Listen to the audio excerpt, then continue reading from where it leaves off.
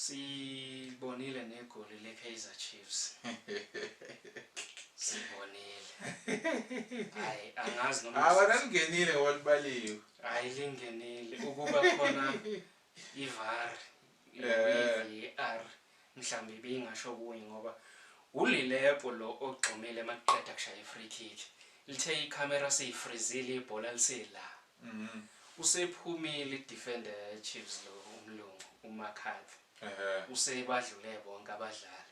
Kulapho kukhona iVAR bizodobula yini besithi offside. Ngibona ngathi offside. Yeah, ngibona ngathi offside ngoba ko lineman bekungekho lula kakhulu ukuthi ayibone. Kwazise ukhona umdlalo oonsile.